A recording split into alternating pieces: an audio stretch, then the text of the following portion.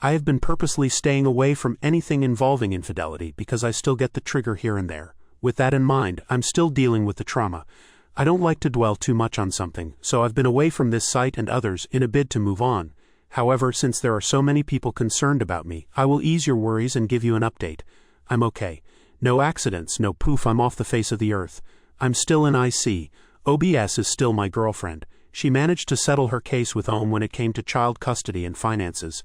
She could have been vengeful and taken him to the cleaners, but instead she handled that situation maturely. There is indeed some friction between the children over all this. We are trying to deal with it as best as possible.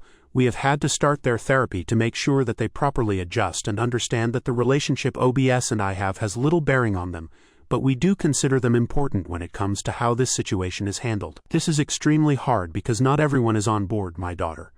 My ex and OM do not like being around each other. I genuinely think both of them blame the other for how things turned out, and I'm not kidding here.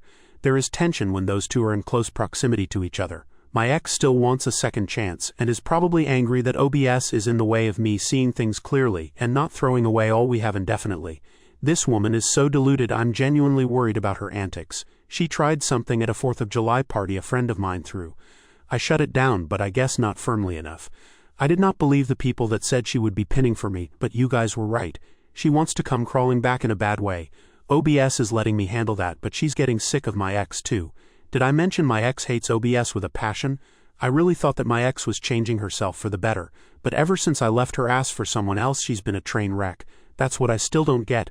I treated her better than I treated anyone else in my life and she treated me like crap. But the moment I basically say F you, she doing backflips trying to get my attention.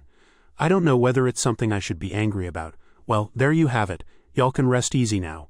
The fallout of the affair and decisions made have definitely strained the relationship she has with her mother.